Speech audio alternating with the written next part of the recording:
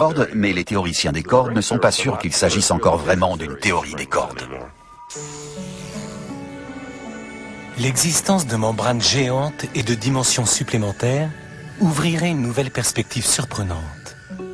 Notre univers pourrait bien se trouver sur une membrane, au sein d'un espace de dimension supérieure, bien plus étendu. Un peu comme si nous nous trouvions à l'intérieur d'une miche de pain.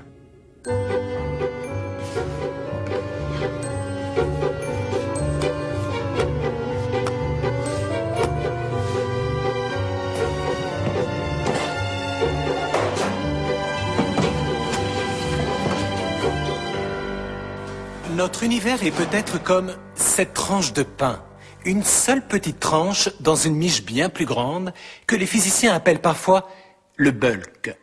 Et si cette théorie est fondée, le bulk pourrait comporter d'autres tranches, d'autres univers, juste à côté d'une autre. Autrement dit, des univers parallèles. Non seulement notre univers n'aurait rien de spécial, mais nous aurions également de nombreux voisins. Certains pourraient fort bien ressembler à notre univers. Ils contiendraient de la matière, des planètes et également, pourquoi pas, des êtres vivants. D'autres seraient certainement encore plus étranges et pourraient être régis par des lois physiques complètement différentes. Bien sûr, ces autres univers dont nous parlons évolueraient tous à l'intérieur des dimensions supplémentaires de la théorie M, dimensions qui sont présentes tout autour de nous. Certains prétendent qu'elles pourraient même être à côté de nous, à moins d'1 millimètre de distance. Mais dans ce cas, alors, pourquoi ne puis-je pas les voir ou bien les toucher de la main? Si vous avez une membrane plongée dans un espace de dimension supérieure et que vos particules, vos atomes ne peuvent sortir de cette membrane, c'est comme si vous tendiez le bras et que vous ne puissiez rien attraper. Ce serait à l'autre bout de l'univers, ce serait pareil.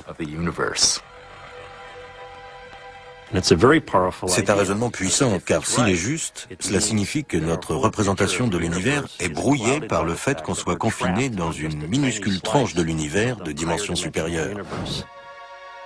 Raisonnement puissant en effet, notamment parce qu'il pourrait expliquer et résoudre l'un des plus grands mystères de toute la science moderne.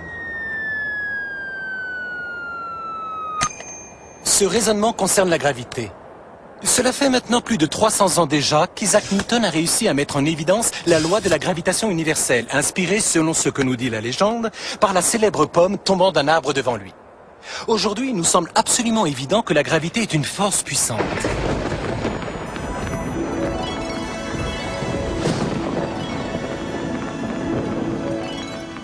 La plupart des gens se disent que la gravité est une force très importante, très intense. C'est très dur de se lever le matin, de se mettre debout. Et quand les choses tombent, elles se cassent parce que la gravité est forte. Mais en fait, elle n'est pas forte. C'est une force très très faible. La gravité nous maintient les pieds sur Terre et c'est elle qui maintient la Terre en orbite autour du Soleil.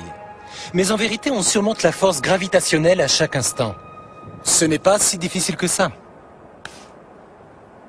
En effet, la gravité de la Terre entière peut bien attirer cette pomme en direction du sol. Les muscles de mon bras peuvent facilement la contrer. Et il n'y a pas que nos muscles qui soient en mesure de mettre la gravité en échec. Un aimant peut en faire autant sans effort. Les aimants véhiculent une force différente. La force électromagnétique que vous connaissez, cette même force qu'on a dans la lumière, et l'électricité. Et cette force électromagnétique est bien plus puissante que la gravité. En comparaison, la gravité est incroyablement faible. Jugez plutôt. La force électromagnétique est une force de quelques milliers de milliards de milliards de milliards de milliards de fois plus puissante. Le chiffre 1 avec 39 zéros accrochés derrière. Pendant des dizaines d'années, la faiblesse de la gravité a déconcerté les scientifiques. Mais aujourd'hui, le monde extrême de la théorie des cordes, peuplé de membranes et de dimensions supplémentaires, offre une toute nouvelle perspective sur le sujet. Une façon d'aborder le problème de la faiblesse de la gravité comparée à toutes les autres forces, c'est de prendre le problème à l'envers et de dire non, en fait, la gravité n'est pas faible comparée à toutes les autres forces. C'est juste une apparence. La gravité est peut-être tout aussi forte que l'électromagnétisme, mais pour une raison ou une autre, nous ne percevons pas sa puissance.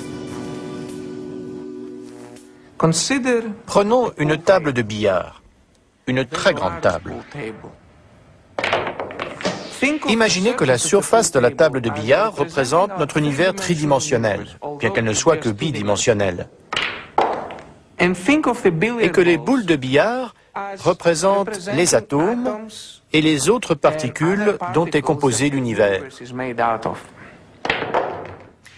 Et voilà l'idée qui décoiffe vraiment.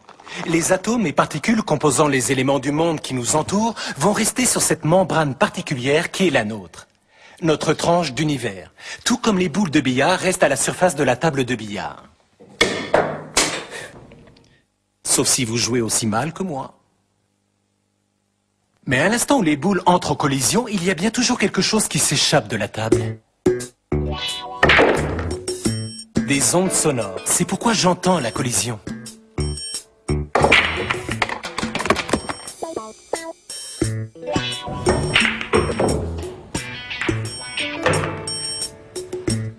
Alors, l'idée, c'est que la gravité est peut-être semblable aux ondes sonores et n'est peut-être pas confinée à notre membrane. Elle serait peut-être capable de s'échapper de cette partie de l'univers qui est la nôtre.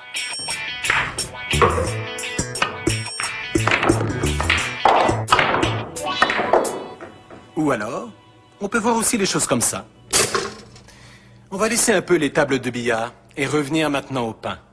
Imaginez que notre univers ressemble à cette tartine grillée et que vous et moi, ainsi que toute la matière, de même que la lumière et tout ce que l'on voit, soit de la gelée. La gelée peut se déplacer librement à la surface de la tartine, mais en tout cas elle y reste collée. Elle ne peut pas quitter d'elle-même la surface. Mais imaginez que la gravité soit différente, que la gravité soit plutôt comme, par exemple, du sucre. Voyez-vous, cette matière n'est pas collante du tout. Et elle va tomber facilement de la tartine. Mais, pourquoi la gravité serait-elle aussi différente de tous les phénomènes que nous connaissons dans l'univers? Eh bien, il se trouve que la théorie des cordes, ou théorie M, propose une réponse. Tout est question de forme. Pendant des années, on s'est concentré sur des cordes formant des boucles fermées, tels des élastiques. Mais depuis l'avènement de la théorie M, d'autres types de cordes ont attiré notre attention.